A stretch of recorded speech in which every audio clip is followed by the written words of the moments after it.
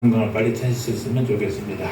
자, 오늘의 말씀은 에스겔 22장 23절로 31절입니다.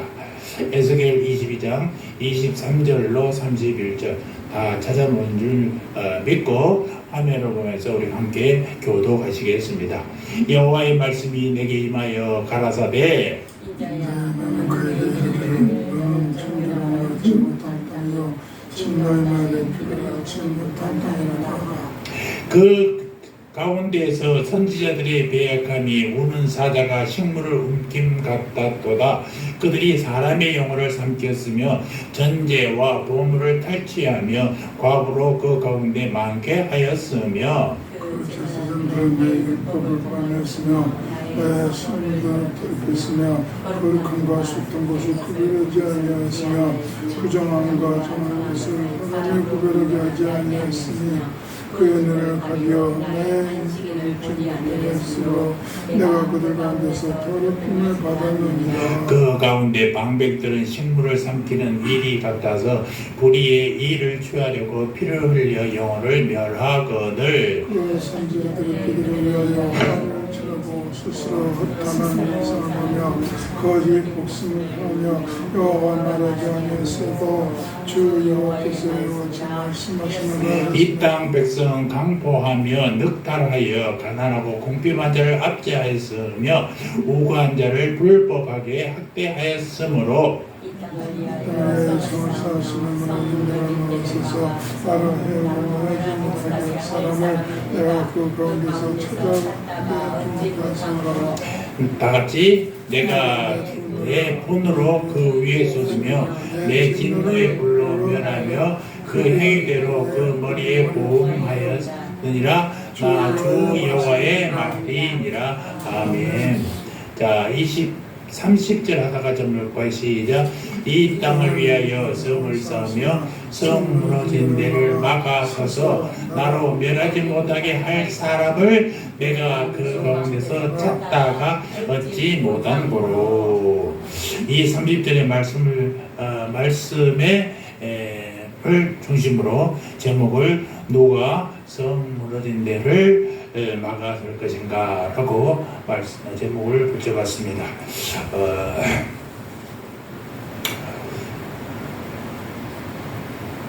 오늘은 광복절 79주년이 되는 날이에요. 그래서 광복절 기념주일로 설교 말씀을 준비했습니다. 우리 한민족과 구약 이스라엘은요 상당히 유사점이 좀 많아요. 일단 세계의 강대국 사이에 끼어있는 조그만 나라다라는 사실이죠. 이집트와 바벨론의 큰 나라 사이에 조그맣게 있는 이스라엘, 중국과 일본의 큰 나라들 사이에 낀 게 있는 우리나라 비슷하지 않습니까? 또 남북으로 분당돼 있어요. 우리는 남과 북이 자유민주주의와 공산당이 나눠 있지만 거기는 남이스라엘과 북이스라엘과 남유다로 나누어져 있지 않습니까? 그래서 늘 다툼이 끊이지 않았어요. 또 한 가지는 우리가 9,000번인가 990번인가 이웃나라에 침략을 당했다고 그럽니다. 근데 강대국 사이에 있는 이스라엘도요 얼마나 많은 공격을 받았는지 몰라요. 나라가 조금만 불안하면 바벨론이 침투해오고 블레셋이 침투해오고 위에 아시리아가 공격해오고 계속해서 공격을 당한 나라랑 비슷합니다. 우리는 36년 동안 자유를 빼앗기고 일제히 종사를 했던 것처럼 이스라엘은요 더 많은 압제를 당했어요. 일단 430년간 애굽의 노예 생활을 했지 않습니까?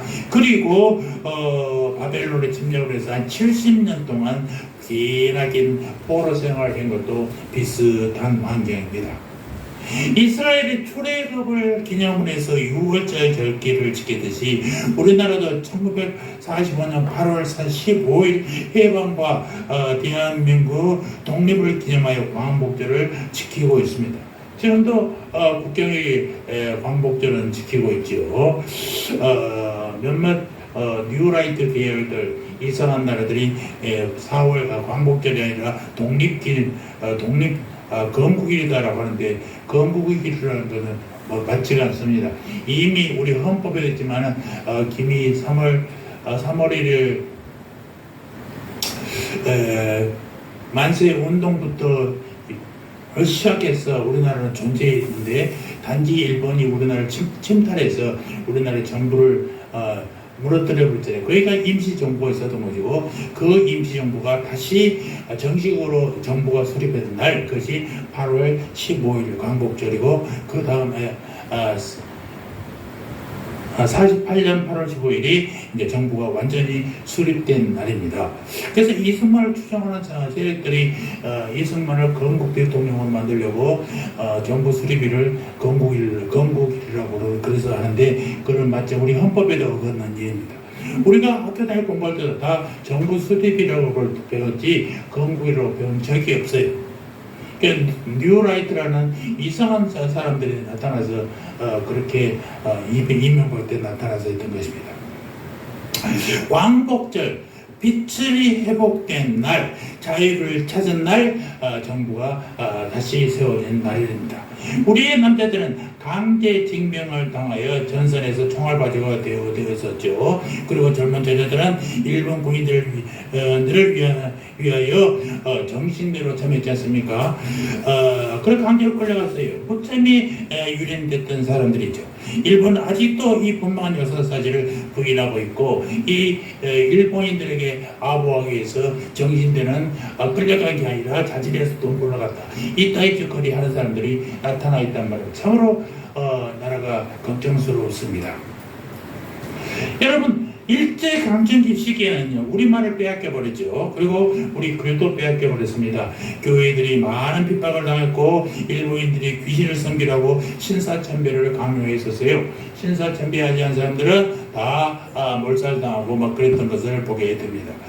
우리 뇌리 깊이 박혀있는 것이 뭐예요? 그러니까 이 반일 감정은요 우리는 경험하지 않았지만 선조들부터 어떤 얼마나 많은 핍박을 당했으면 일본 하면은 운동 경기도 가위바위보도 일본에서 일본한테 지면 안 된대.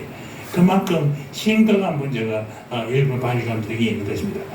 그러나 우리가 경제적으로는 항상 옆에 같이 있으니까 중국이 공산주의라 하더라도 거기도 우리가 물건을 팔 수 있고 일본이 미워도 물건을 팔 수가 있고 살 수도 있고 뭐 그래야 되는 것입니다. 그러니까 미국 같은 것들이 중국하고 그렇게 싸우지만은 싸우는 쪽에 뒤에서 거래는 엄청 하고 있거든요. 무역은 이루어지고 있거든요.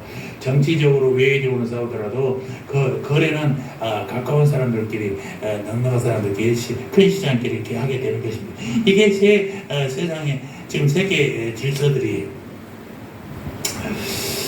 그래도 나라를 빼앗긴 서림이 어떻게 얘기했습니까? 저희들은 뭐 기억도 못합니다만 저희 큰형이 지금 90이 다 됐지만은 그냥 초등학교 때 그 한국어를 배우다가 일본어를 배우기 시작했다는 얘기들을 들은 적은 있었습니다. 그래도 우리 권사님도 일본어 잘하시잖아요.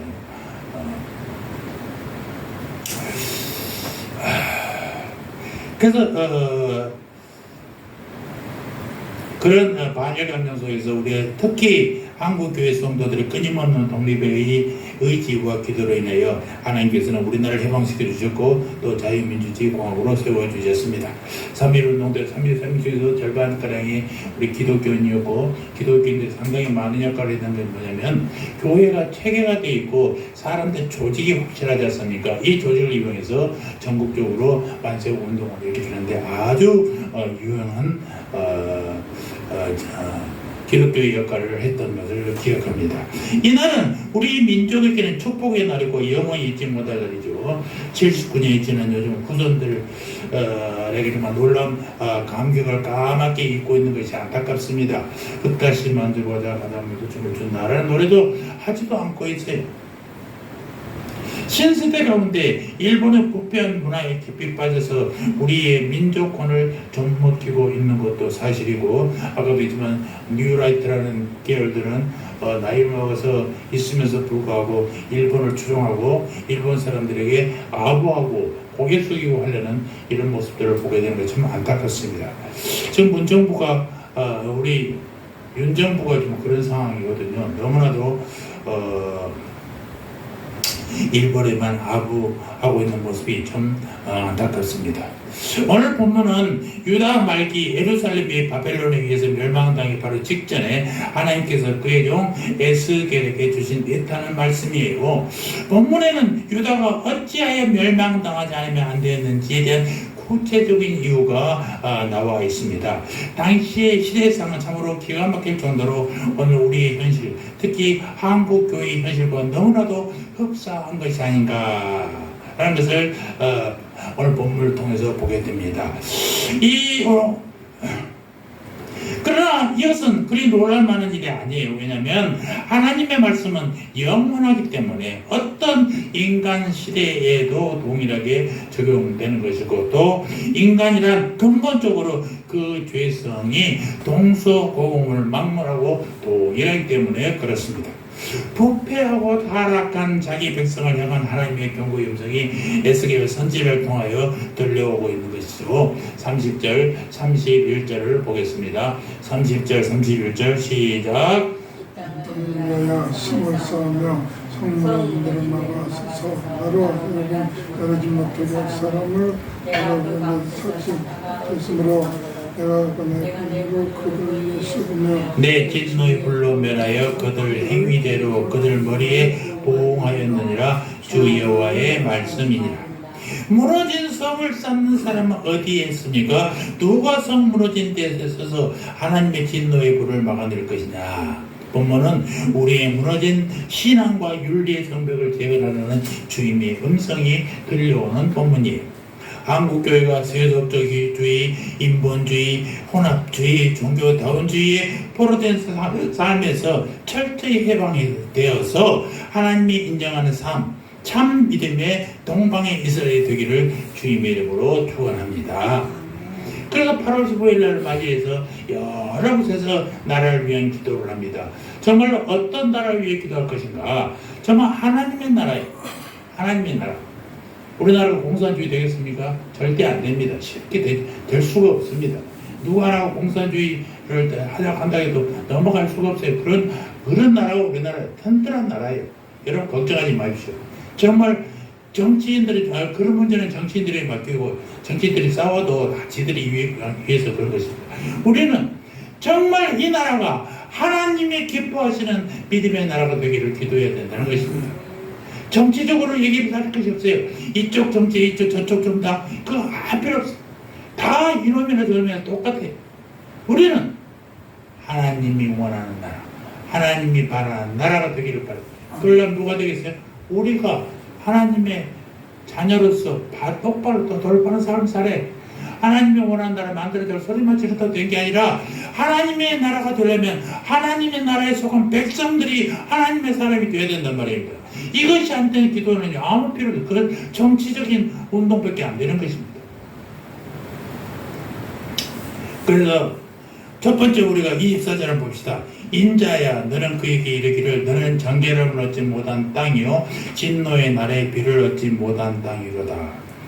하나님의 눈에 비친 이스라엘의 죄악상을 24절에는 얘기하고 있어요. 본문에 보면 유다를 구성했던 네 종류의 신분의 사람들이 등장하죠. 선지자들, 제사장들, 방백들, 그리고 백성들. 그들이 결론부터 먼저 말씀드리자면 유다 패망의 원인은 이들 선지자, 제사장, 방백들 그리고 그 밑에 백성들까지 모두가 타락했다라는 얘기입니다.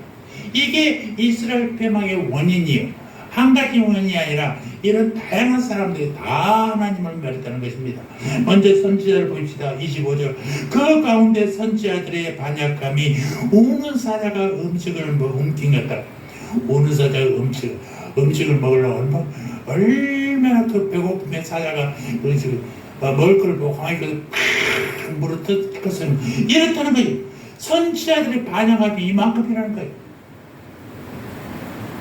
배고픈 사자가 그 먹거리를 갖고 막 허겁지겁 먹듯이 이 선지자들의 반역이 이렇게 하나님을 찾는 게 아니라 나쁜 것들만 찾았다는 거예요.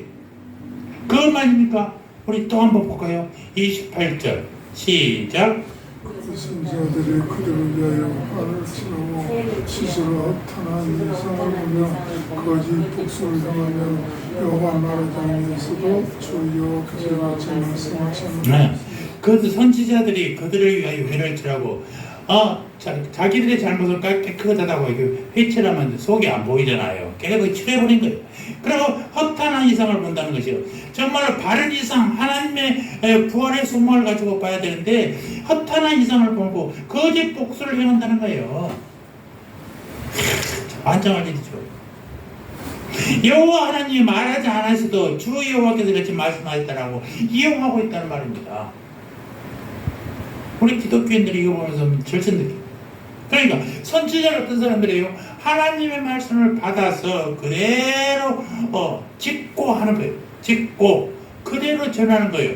하나님의 말씀을 받아서 여기다가 살을 붙여서 전하는 게 아니라 군대에서 명령을 전할 때 절대로 살을 붙이거나 자기 생각을 붙여서 보고하면 큰일이 나는 겁니다. 저쪽에서 만약에 북한에서 지금 공격이 된답니다. 그랬더니 중대장한테 그렇게 받았는데 소대장이 중대장한테 보고를 받는데 저 공격으로 한 게 아니라 공격 준비를 하고 있는 모양이야 라고 소대원들한테 얘기한다면 그게 되겠어요? 안 되지. 있는 그대로 전하는 거예요. 자기 생각을 놓으면 안 돼. 공격이 오고 있다 그러면 지금 공격이 오고 있다 그대로 전하는 거지. 공격이 오고 있다고 급하게 말하는데 우리 중대장 성격이 급해가지고 저렇게 난리치는 것이지 사실은 그렇지 않을 거야 라고 해서는 안 된단 말이에요. 선지자들 하나님 말씀 받으면 그대로 전하는 거예요. 다윗에게 전할 때도 네가 잘못했다고 전하잖아. 이렇게 정의할 수 있어야지. 그 대표적인 선지자가 누구냐? 느헤미야 동생 느헤미야의 동생 하나니잖아요. 여러분 기억하시죠? 하나니, 느헤미야를 우리가 계속해서 첫 1장에 나온 하나니. 여기는 그 거짓 선지자의 대표는 하나니야. 찾아가면 안 됩니다. 느헤미야의 동생은 누구라고요? 하나니, 느헤미야, 하나니. 이 거짓 선지자 하나니야. 에레미야 28장에 보면 이 두 사람의 대화가 나와요. 누구하고 누구냐? 에레미야가 먼저 백성들에게 하나님의 말씀을 전합니다. 유다는 바벨론에게 멸망당한다. 성경도 무너질 것이다. 너희는 바벨론에게 항복해라. 이거 보면 이 선지자는 너희 뭐 있다 이 말하나 라고 할 수 있습니다만은 이건 사실이잖아요. 성경이 무너진단 말이에요. 바벨론이 멸망당할 거 당했잖아요. 성경 무너졌잖아요. 바벨론에 항복했잖아요.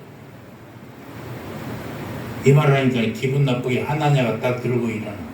하나님의 말씀이 내게 있는데 유다는 절대로 멸망하지 않아. 유다가 누구요? 하나님이 택한 백성 아니냐? 언약궤가 있고 예루살렘 성전이 있지 않느냐? 날마다 성전에서 하나님께 향기로운 제사를 드리고 있는데 어디서 감히 유다가 무너진다고 헛소리하냐?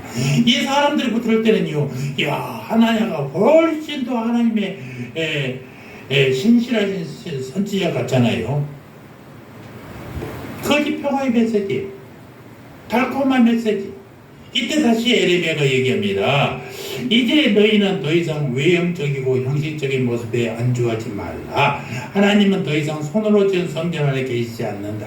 너희는 이제 너희의 옷을 찢지 말고 마음을 찢고 회개하고 여호와께 돌아오라 라고 이렇게 외치고 있어요.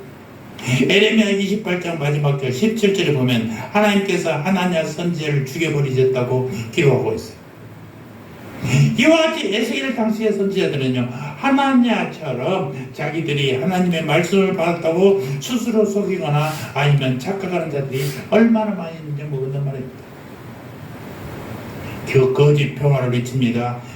또 축복을 또 함부로 빌어줍니다. 사람들이 인기와 인정받는 것을 행복으로 느끼며 사는 사람들이 있었다는 것이죠. 요즘에도 그런 사람들이 있어요. 자기가 하나님과 통화를 대화를 하는 거죠. 하나님이 말씀하셨다. 하나님은 입으로 말씀하신 분이 아니야. 그런 하나님이 어디 계세요? 내가 마음의 귀로 들리는 거지. 자기만이 하나님과 통화한다고 생각하는 사람도 있어. 이거 다 거짓말이에요. 우리나라도 예수가 6명이나 된대요. 정신 빠진 놈들. 하나님은요, 말씀으로 이 말씀으로 계시지, 입술로 얘기하신 분이 아니라니까요. 기억하셔야 돼요.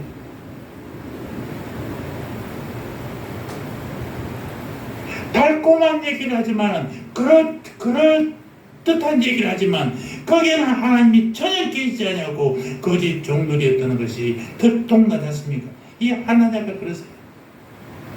이것이 하나님의 진노를 자초하였던 중요한 이유 중에 하나였다라는 것입니다. 선지자들의 타락. 두 번째, 제사장들 어떠느냐? 26절을 봅시다. 26절 시작. 그 제사장들은 내 율법을 범하였으며 나의 성물을 더럽혔으며 거룩함과 속된 것을 변하지 아니하였으며 변치 좋은 아니하였으며 것은 정함과 사람을 정한 것을 변하지 사람으로 아니하였으며 변치 그의 눈을 가리어 나의 안식을 보지 아니하였으므로 내가 그들 가운데서 더럽힘을 받았느니라. 이 제사장 누구예요? 율법을 지키는 사람. 하나님께 드릴 제사를 주관하는 사람들이잖아요. 얘들이 마땅히 어떻게 해야 돼요? 세상과 구별돼야 돼요. 거룩함을 보여주어야 했던 사람들. 또한 백성들의 성결한 삶을 지도하고 가르치고 그들의 본이 되어야 했던 사람들이 거룩한 제사장이. 그런데 그들의 성전은 이 추구의 본고지를 삼고 거룩과 속됨을 구별하는 편이야. 우상 숭배자들 또 이단자들, 이런 사람들도 사랑이라는 미망 아래 모두 다 받아들이고 동의되는 일에는 얼마든지 용납하는 그런 자리였다는 것입니다. 예수님이 성전에서 돈을 바꾸고 장사하는 사람들을 몰아쳤잖아요. 장사하는 게 나쁜 게 아니에요. 돈을 바꾸는 게 나쁜 게 아니에요. 돈을 왜 바꿔요? 그 아무 이유도 없이 어떤 목사님이 그 설교하는 거 들으면서 내가 각hab했어요. 목사님만 하지만 성도들 모르요. 돈을 왜 바꿔?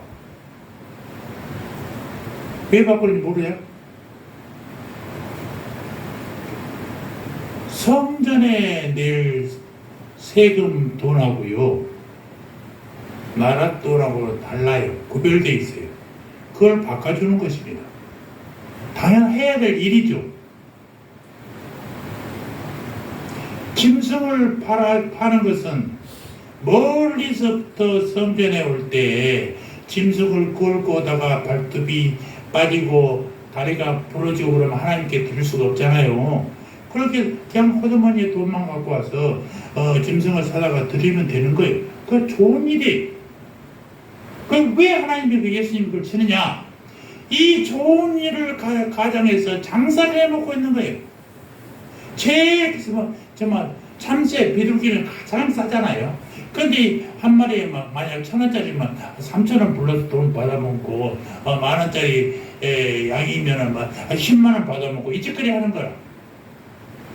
환전도 1:2 하면 정도면 바꾸면 되잖아. 근데 몇 배로 바꿔먹고 돈 바꿔먹고 이것을 그러니까 예배를 도와준다는 의미로 얘기하면서 다 돈벌이, 그 많은 예배를 위한다고 하면서 뭐를 해요? 뒤에서 이익을 취하고 있어요. 이래서 쓸어버리는 거예요. 돈을 바꿔서 짐승을 팔아서 바꾼 게 아니라니까요. 명분은 그러한데 뒤에서는 돈 계산하고 자빠야 된다. 이러니까 치는 거예요. 제사들이 그 전에도 예수님 전 구약 시대도 그랬다는 거 아니겠습니까? 자, 그럼 고관들을 봅시다. 고관들. 27절 시작. 그 가운데 그 고관들은 음식물을 삼키는 일이 같아서 불의한 이익을 얻으려고 피를 흘려 영혼을 멸하거늘. 음식을 삼키는 일이 때들이요, 진짜 음식이 먹거리 하나 생기면 얼마나 달려들어서 퍼먹습니까? 그런 사람들 같다는 거예요. 불의한 이익을 얻으려고 피를 흘려 영혼을 멸하. 영혼에 대한 중요성을 깨닫지도 못해. 지 배만 부르면 되는 거예요. 지 호정만 채우면 되는 거예요. 고관은 뭐예요? 고관, 고급 관리를 고관이라고 그랬습니다. 오늘 지면 최소한도 정치가들, 고급 또 뭐 지방자치단체장들 정도 되지 않을까 했어요. 그런데 그 당시에 고원들도요 엄청나게 타락했다는 거죠. 뇌물 좋아했고 불법으로 돈을 횡령하였고 억울한 사람들과 억압받는 자들과 힘없는 자들을 불공평하게 판단했다는 것입니다. 요즘에 이제 문제가 300만 원짜리 디올백이잖아요. 어떤 사람들이 얘기합니다. 다 갖다 준 놈이 잘못이지. 정치 국회의원이 되면요, 막 수 없는 곳에 돈을 갖다 준답니다. 이걸 안 맞는 게 중요한 거예요. 그러니까 고관들이 되면요, 모든 것을 그 사람들은 줄을 대서 어떻게든 지위를 보려고 사업가들을 막 들이대는 거예요. 방법을 어떤 수단이 그럼 이걸 거절하고 안 받는 게 중요해요. 그 고관들이 해야 될 일인 것입니다. 갖다 주는데 왜 안 받아? 그거는요 서민들이나 하는 얘기들이에요. 높은 직에 있으면 국회의원 당선만 되면 막 5만 대서 돈이 다 들어온대요.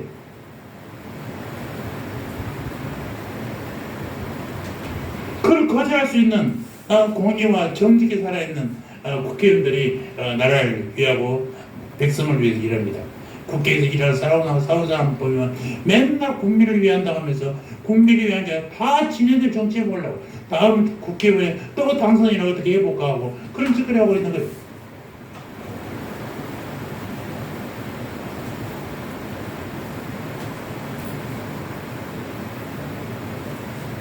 그러니까 정치의 생명은 공정과 정직이잖아요.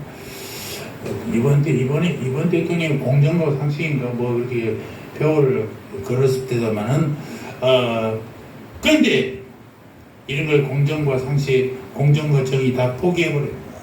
이익들한테는 이익거리가 있으면 누가 갖다 주면 다 받아먹어. 예전에 이명박 형님이 돈이 없어서 300만 돈을 받았겠습니까? 그 재산이 막 300억이 넘는 양반이에요. 그런데도 돈을 받아. 돈을 받으면 내가 이만큼 이랬다 이 말이에요. 니들이 돈을 갖다 줄 만큼 내가 이런 사람이다라고 나타내려고 하는 짓거리예요. 돈이 없어서 받는 게 아니에요. 여러분, 윗물은 이제 흐릴 대로 흐려져 버렸어요. 더 이상 소망이 없어 보였어요. 이것이 하나님의 진노를 자초했다는 것 아니겠습니까? 그러니 그 밑에 자연스럽게 백성들은 어떻게 했느냐. 자, 백성들의 타락상을 볼까요? 29절 시작. 이 땅 백성은 포악하며 강탈하여 가난하고 공평한 자를 압제하였으며 나그네를 부당하게 학대하였으므로 윗사람들한테 시달리면요 악밖에 안 남아요. 악밖에 안 남아요. 백성들은 포악해질 대로 강탈했다는 거예요. 약한 사람은 무조건 뜯어먹어버려요.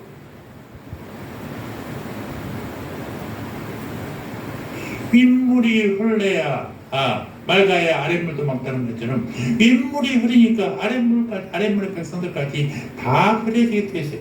하나님의 메시지를 듣지 못하고 선결과 거룩이 무엇인지 잃어버리게 된 이 불쌍한 백성들, 압정 속에서 요령과 귀의만을 배운 백성들은 이제 강도로 변했다는 거 아니겠습니까?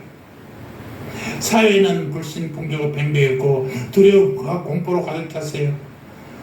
자신과 자기 새끼들, 가족들을 위하기 위해서는 좀 물불 끓이지 않고 싸우면서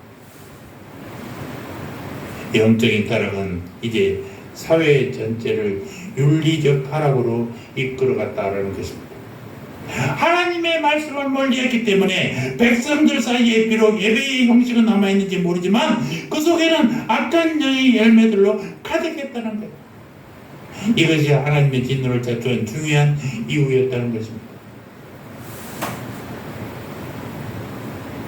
나라를 사랑하고 국민을 사랑하는 우리 성도 여러분들, 지금까지 살펴본 본문의 역사적 사실이 나무 얘기로만 들리지 않습니까? 않는 까닭은 무엇이겠습니까? 특히 유다가 하나님의 백성이기 때문에 본문은 마치 하나님께서 오늘날 교회에게 직접 하시는 말씀으로 들리지 않느냐 말입니다.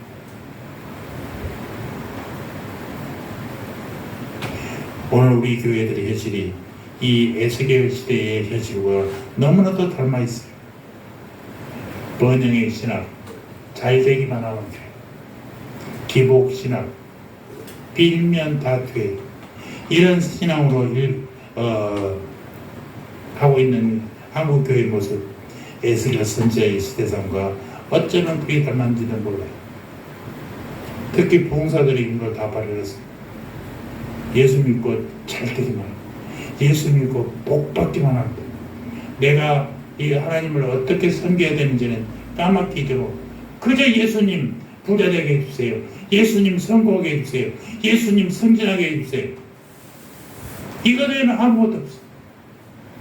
내가 성공하기 위해서, 예수님께 복 받기 위해서 나는 무엇을 해야 될 것인가? 전혀 생각하지 않는 게 부흥사들이 했던 메시지들이 있어. 그러니까 번영의 신학이에요. 잘 되기만 하면 되는 거예요. 빌기만 하면 된다 이 말이에요.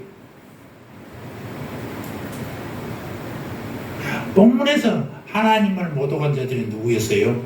소위 하나님의 백성이 유다에 따른 사이래요. 유다는 누구예요?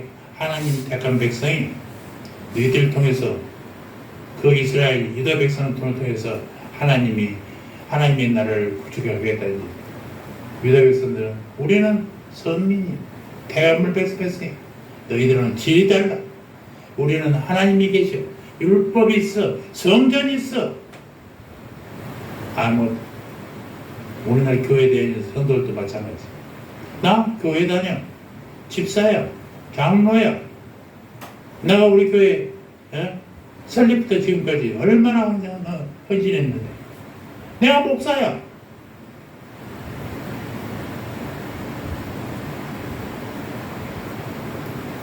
하나님이 기뻐하시는 목사일까요? 하나님이 기뻐하시는 장로, 권사, 집사일까요? 생각해봐야 돼.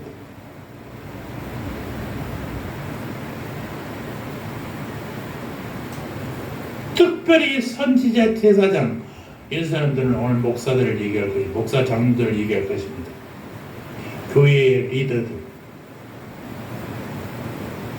오늘날 기독교 인구가 1,000만이 넘는다고 하는데 사회는 계속적으로 어두워지고 있지 않습니까?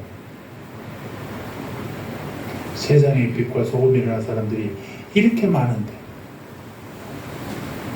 세상은 계속 썩고 있어요. 세상은 빛이 있다고 해도 왜 이렇게 어두운지 몰라요. 그런 문제는 참으로 많은 사람들이 거짓 평화를 외침으로써 하나님의 백성들을 교회 안에 잠들게 하고 있다. 교회 안에만 머물게, 교회만 오면 복 받는다고.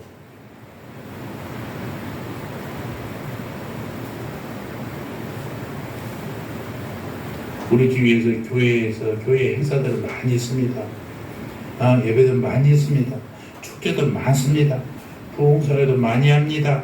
제자 훈련, 성경 공부, 찬양 집회 많이 합니다. 그런데요, 결국은 그것이 뭐예요? 번영신학, 기복신학만 강요하고 있어요. 정말로 하나님의 진정한 말씀을 듣기는 쉽지 않아. 애통하는 심령을 찾아보기가 어려워. 회개를 강조하는 사람들이 들으면요, 사람들이 예배를 안 온대. 그러니까 복만 빌어주는 거예요. 축도만 해주면 대가리 다 되는 거예요. 그저 복만 받으려고. 내가 왜 하나님께 이럴까? 내 잘못을 돌아보지 않고 회개하자. 그렇지 참 싫어. 그저 복만 빌어주면 돼.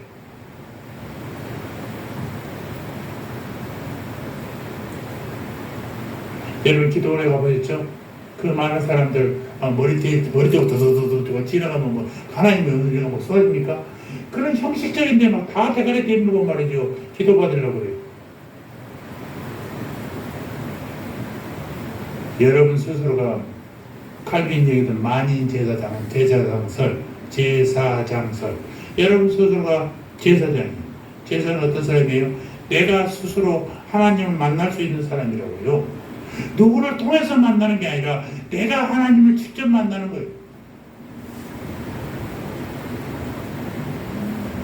이게 교회의 타락이에요. 영적인 타락이에요. 그저 누군가가 나를 해주면 하면 되는 것처럼. 그러니까 그 많은 사람들이 오는 것이 좋아서 그저 그냥 그런 형식적으로 축복해주고 사회의 타락, 윤리의 타락, 이런 것이 곧 영적인 타락으로 이루어져요. 그래서 우리들이 이 사실을 회개하고 주님께 기도해야 됩니다. 사회의 타락은 그러므로 교회 책임잖아요. 교회가 영적으로 죽어가고 있기 때문에 세상의 신들이 특세하고 있다니까요. 위인자는 성령께서 교회를 향해 외치는 말씀을 듣기를 바랍니다. 교회가 깨우쳐야 세상이 바뀌어요.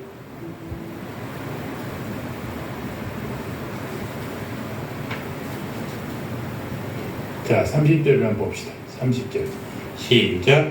이 땅을 위하여 성을 쌓으며 성 무너진 데를 막아 서서 나로 멸하지 못하게 할 사람을 내가 그 가운데서 찾다가 얻지 못한 고로. 유다의 타락성을 꿰뚫어 보신 하나님은 그 땅을 위하여 무너진 성을 쌓아 올릴 사람을 찾으셨다는 거 아니겠습니까? 자기 백성을 사랑하신 하나님이 끝때나 적임이나 성을 쌓을 사람을 찾고 계신 거예요. 우리가 느헤미야를 몇 달 동안 했었지 않습니까? 하나님은 멀리 수산봉에 있는 느헤미야의 동생 느헤미야 수산봉에 바벨론의 수산봉에 있는 느헤미야에게 그 동생과 하나니를 통해서 이스라엘의 소식을 전하게 하잖아요.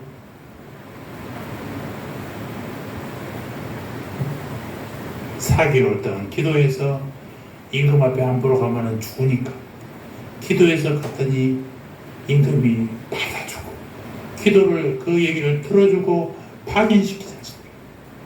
느헤미야가 돌아가서 성벽을 며칠 만에 쌓았어요? 그렇게 공부해서도 기억이 안 나죠. 52일 52일 만에 하나님은 이사야 선지를 통하여 이스라엘의 미래를 대하여 축복하시면서 너는 일컬어 무너진 데를 수보하는 자라고 말씀하십니다. 무너진 것이 어떤 것이에요? 백성들의 안전을 해치고 평화로운 삶을 박탈해가는 것이에요. 하나님의 관심은 무너진 데를 다시 세우는 사람, 그런 사람을 찾는 게 관심이 있어요. 여러분, 하나님은요 지금도 성을 쌓고 무너진 데를 보수하는 사람을 찾고 계신 줄 믿습니다. 그런데 나라에도 무너진 곳이 있을 수 있고 교회에도 무너진 곳이 있을 수 있고 가정에도 무너진 곳이 있을 수 있어요. 우리의 어떤 공동체, 단체, 모임 아니면 개인의 삶 속에도 무너진 데가 있을 수 있단 말입니다. 이 시대에 세상과 교회와 이런 것들이 다 동시에 타락하는 이런 시대에 느헤미야와 같이 성벽을 쌓는 일에 목숨을 건 사람이 필요하다는 것입니다. 국가와 민족을 위해 성을 쌓는 일이 무엇이겠어요? 건강한 나라가 되게 하는 것, 굳건한 나라가 되게 하는 것. 아까도 얘기했지만 굳건한 나라가 되기 위해서는 그 나라의 국민이 굳건한 생각을 가지고 건전한 생각을 가지고 있어요. 우리 기독교의 건전한 생각은 뭐예요? 성령 충만한 거예요. 네? 진보적인 생각, 보수적인 생각이 중요한 게 아니라 우리는 성령 충만한 사람, 이런 사람이 날로 많아지면 이 나라는 성령 충만한 국가가 될 것이고, 성령 충만한 국가는 누가 제일 좋아해요? 하나님이 좋아하지. 하나님이 좋아하는데 하나님이 마음에 드는 백성에게 복을 내리겠어요, 안 내리겠어요? 내리는 거예요. 복을 받기 위해서 그 짓을 하는 게 아니라 우리가 하나님의 사람답게 살면 하나님은요 우리의 삶을 지켜주신 분이라니까요.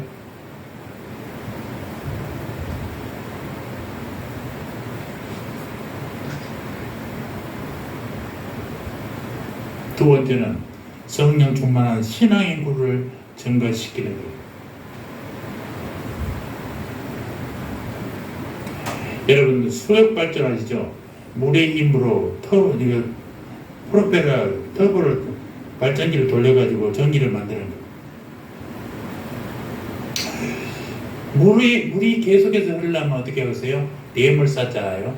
댐을 쌓아서 그 물로 낙차를 심하게 해서 떨어지면서 프로펠러가 돌리게 만듭니다. 그 힘으로 밖에 돌아서 전기를 만들듯이 우리가 하나님의 성령으로 가득 차면요 의인이 되는 거예요. 바른 사람이 되는 거예요. 하나님이 원하는 사람이 되는 거예요. 하나님이 원하는 나라를 만들어 가는 것이죠. 이런 사실을 성경에서 우리가 찾아볼 수 있어요. 베드로 후서 2장 7절 보니까 롯은 의인이었다라고 기록하고 있어요. 그럼에도 롯이 사는 소돔과 고모라는 망했어요. 의인이 없어서가 아니라 너무나 적었어. 너무 5명도 없어. 5명.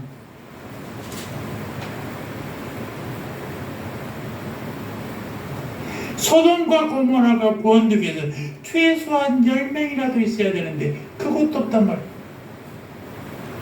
그러므로 불의와 죄로부터 나라를 구하는 길, 멸망과 재앙으로부터 교회를 보호하는 길은 이 땅의 의인 곧 신앙 인구가 한 명 한 명 늘어나는 거예요.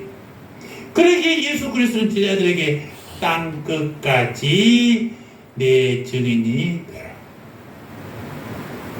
지역적으로는 땅 끝까지, 시간적으로는 세상 끝날 때까지. 우리 교회가 성도가 많으니까 안전은 돼? 아니에요. 땅 끝까지. 도덕의 불모지에 양심의 폐허의 위에 성을 쌓는 작업이 벌어져야 된다라는 것입니다. 우선 나부터 말이에요. 나부터. 네가 아니라 나부터요. 나부터. 하나님은 지금 무너진 성을 쌓을 사람을 찾고 계십니다. 우리가 그 사람이 되기를 주의 이름으로 축원합니다. 30절 다시 한번 읽어볼까요? 이 땅을 위하여 성 무너진 데를 막아서서 나로 하여금 멸하지 못하게 할 사람을 내가 그 가운데서 찾다가 찾지 못하였습니다. 이 본절을 읽으면서요, 참 가슴에 엄청난 경고의 음성을 들려오는 메시지예요. 성 무너진 데를 막아서서 하나님으로 하여금 타락한 성읍을 멸하지 못하도록 몸을 던지는 사람, 그 한 사람을 찾고 있었지만 결국 찾지 못해 진노의 불을 쏟으셨다는 얘기 아니겠습니까? 성 무너진 데를 막아서는 사람이란 어떤 사람이겠어요? 그 사람은 영적인 사람, 도덕적인 죄악으로 멸망할 수밖에 없는 이스라엘을 위해서 하나님 앞에서 충고하는 기도의 용사들을 얘기하는 것입니다. 그런 한 사람이 한 명이라도 있다면 심판을 거두실 텐데 그 한 명조차 없다는 것도 아니겠습니까? 여러분, 누가 성 무너진 데를 막아설 것입니까? 하나님의 진노를 막아서는 사람은 어떤 사람이냐 말입니다. 그런 나라를 위해 온몸을 던져 중보의 기도를 드리던 사무엘과 같은 사람이에요. 나는 너희를 위하여 기도하기를 쉬는 죄를 여호와 앞에 결단코 범하지 아니하고. 사무엘은 바쁜 일과 중에서도 백성들 위해 기도를 계속했다고 그랬어요. 국회에 조찬 기도에 제가 몇 번 가봤습니다. 예수 믿는 사람들이 상당히 좀 많더라고요. 한나라당 시절에 갔는데 한 40-50명이 왔더라고요. 국회의원만 온 게 아니라 국회 보좌관들도 오고 그러니까 40-50명 왔는데 그 많은 40-50명의 기독교인들이 그것만 되겠어요? 참석한 사람이 40-50명이면 한 100명 가까이 되지 않겠습니까?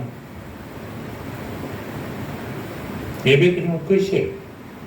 그들이 정책을 고를 때, 투표를 할 때, 국회는 항상 투표로 해결하지만은 자기 의사를 밝힐 수가 없어.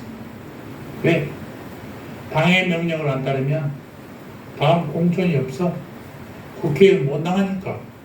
당의 명령이 뭐냐? 그래서 할 수 있다고.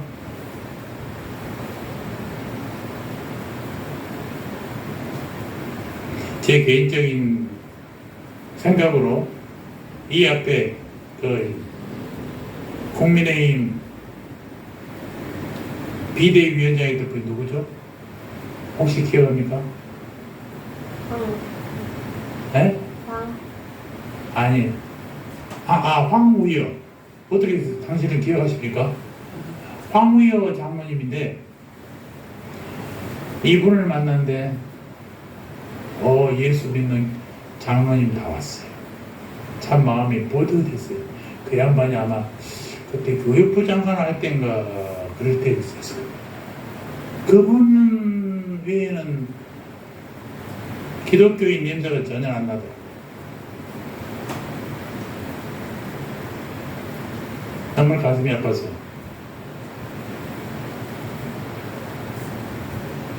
이 시대에 성문화재를 막아서서 하나님 진노가 이 땅에 임하지 못하도록 몸을 던져 막아설 사람이 또 오겠습니까?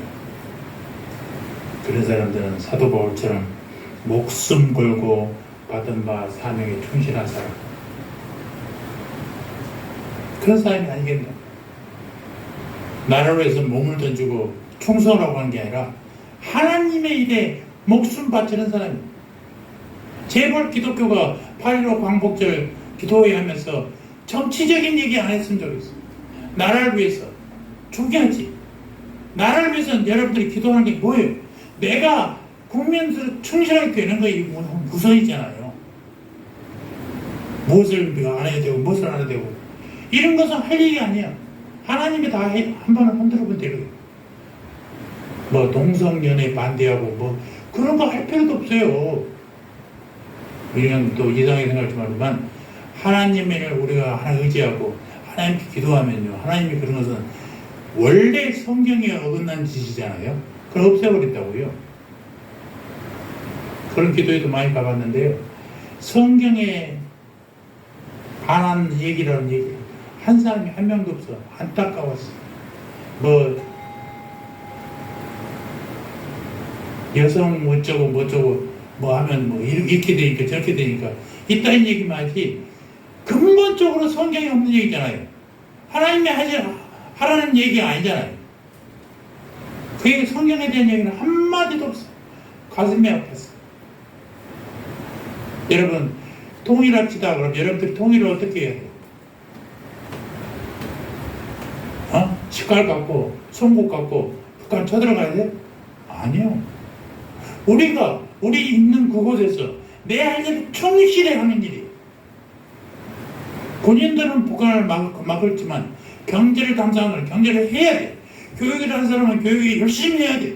그래서 키워가는 거야. 나라가 부강해지는 거야. 그러면 통일이 안 될래 안 될 수가 없어. 북한 놈들이 옛날에는 우리가 공격이 올 줄 우리는 북한이 공격이 올 줄 두려웠는데요. 지금은 북한이 어떻지 않습니까? 우리가 공격할 걸 두려워하고 있어요. 재작년에 강화도에 가서 북한 황해도 땅을 보니까요, 그 황해도 해변에 쫙 이렇게 담이 쌓여있더라고요. 그게 뭐냐 했더니 탱크 방어 벽이래. 우리나라 배가 도착하거나 탱크가 가면은 넘어지 못하도록 방어 벽을 치고 있대. 옛날에 우리가 쳤어요. 우리가. 이제는 그놈들이 무서워하는 거예요. 공격이 올 수가 없어요. 우리하고 그래도 한 50배 차이나 경제 능력으로. 세계에서 지금 전쟁이 나도 실탄, 포탄을 만들어서 공급할 수 있는 나라가 몇 나라 안 되는데 그 중에 대한민국이 제일이에요. 게임이 안 돼요. 부강해지면 게임이 안 된다니까 상대방이. 여러분 걱정하지 마십시오. 절대 전쟁 못 일어나. 왜? 하나님이 지키시고 하나님 지키는 우리나라가 단단해지. 각 분야에서 열심히 하고. 이게 나라를 지키는 일이에요. 아까도 했지만 성도들은 어떤 사람이에요? 제사장이라니까요. 하나님을 직접 만날 수 있는 사람이에요. 그리스도인들은 죄인들을 비난하고 심판하고 정죄하는 사람이 아니라 그들을 위해서 자기가 창선할 자인 것처럼 중보의 기도를 사람이라고요. 믿지 않는 사람들, 저것들은 없어져야 될 것들, 이런 게 아니라 저들을 위해서 기도해 주는 사람이에요. 정치판에서 제일 안타까운 게 상대방을 죽여버리려고 하는 게 아니라 내가 저들보다 좀 나아지려고 하는 노력이 전혀 안. 그저 상대방만 헐뜯으면 돼. 그러니까 정권을 잡고 있어도 누가 정권을 잡고 있는지를 몰라. 내가 스스로 나아지려고는 생각하지 않아.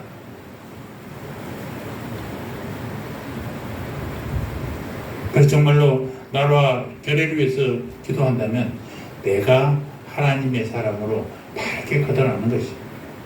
모세의 기도 한 사람이 바뀌니까 정말로 우리가 어떻게 됐어요? 멸망 직전에 이스라엘이 용서를 받았잖아요. 다윗의 기도 한 사람이 기도하니까 예루살렘이 재앙에서 구원을 받은 것처럼 이 백성들이 정말 건짐을 받기 위해서는 기도하는 것이 하나님께 의지하는 거예요. 그런 싸움은 누구한테 맡겨? 하나님한테. 나는 하나님의 올바른 명령을 듣고 내가 하나님의 사람이 되는 것이 우선입니다. 이게 중복이 돼요. 내가 할 수 없는 것을 예수님이 하나님께 기도 올려드리는 거예요.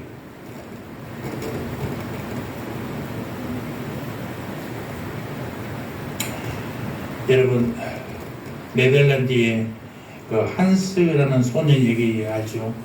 그 나라를 구한 한스. 네덜란드는 땅이 바다보다 밑에 있어요. 댐 둑들이 많이 있는데 둑에서 조그만 물이 새니까 한스가 주먹으로 막다가 온몸으로 막아서 터지지 않게 해가지고 나라를 구했다는 거 아니겠습니까? 그가 물이 샌다고 소리 지르고 누군가 막으라고 소리 짓다면 나는 힘이 없으니까 자기도 안 막았으면 그 물이 터졌으면 다 죽어. 내가 작은 힘이라도 내 힘으로도 막았으니까 댐이 무너지지 않은 거 아니에요? 우리도 그래. 나 혼자 기도한다고 뭐 바뀌나? 다 같이 해야지. 아니, 나부터 변하는 거야. 나부터 하는 거예요. 8.15가 79년, 선교가 그만 200년. 그래서 우리나라가 1000만 성도가 됐다고 얘기하고 5만 교회를 자랑합니다. 그리고 세계의 교회가 한국 교회의 성장을 경이로운 눈으로 바라고 있어요. 세계 10대 거대 교회에 우리나라가 몇 개가 교회가 들어가 있다고 그러더라고요. 교회가 엄청나게 외형적으로 컸어요. 그래서 1200만 하다가 1000만, 지금은 실제로 한 800만이나 될까 말까 한다고 합니다. 교회 인구들이 말이죠. 이쪽 교회가 이름을 걸고 있다가 나가버려. 마음에 안 들면 저쪽 가버려. 그러니까 막 2중, 3중으로 적혀 있는 사람들이 많이 있어요. 원래 교회로 옮기면요, 교회 이적서를 가져가야 되는 것입니다. 내가 저쪽 교회에서 이런 사역을 했고 이런 봉사를 했습니다. 가지고 그래서 이쪽 교회에서도 그러면 거기에 합당한 일을 또 시켜주고 이렇게 해서 해야 합니다. 우리는 그렇지 않아. 이쪽에서 뭐라고 하면 시작하면 되지. 저쪽 가서 또 해. 그러니까 2중, 3중 해야 돼. 800만 성도라고 그러는데 아마 그게 좀 맞을 것입니다. 겉으로는 성장했는데요, 갈수록 인구가 줄어들어. 강남에 있는 어마어마하게 큰 교회도, 우리나라 합동교단의 최고로 큰 교회에서도 인구가 예배 인원은 많아졌는데 성도 수는 줄어들었대요. 이상한 얘기죠. 그러니까 구경오는 예배꾼들은 많아. 적을 두지 않고 예배 보는 성도들은 많은데 내가 이 교회의 성도가 되기 위해서 등록하고 예배드리는 성도가 줄어든다는 얘기. 심각한 문제잖아요.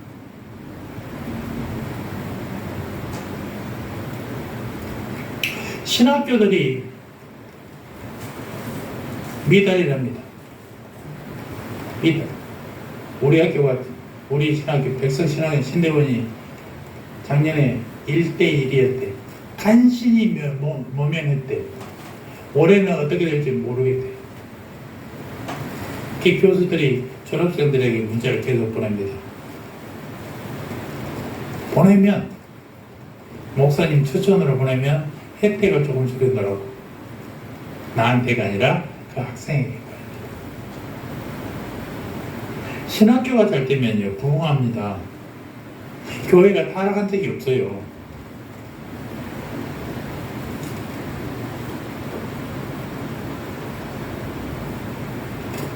교회가 부흥이 전도가 잘 되면요, 교회가 세상이 타락한 적이 없어요.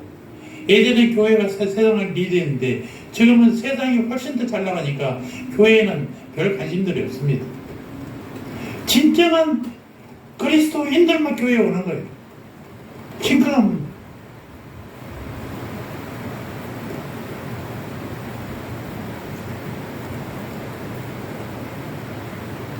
여러분, 정말 나를 사랑하신다면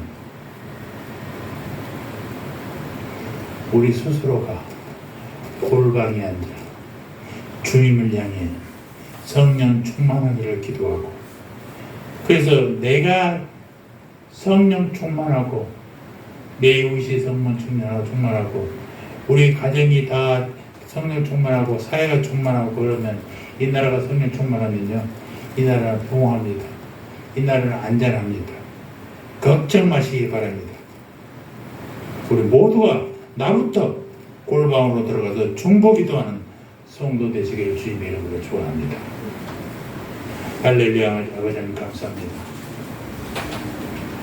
79회 광복절을 맞이하여 나라를 위해서 우리가 무엇을 해야 될 것인지 진정으로 아버지 하나님 찾으시는 그리스도인들은 누구인지를 알게 하시니 감사합니다. 아버지여, 누가 성문인들을 막아설 것인가를 찾으실 때에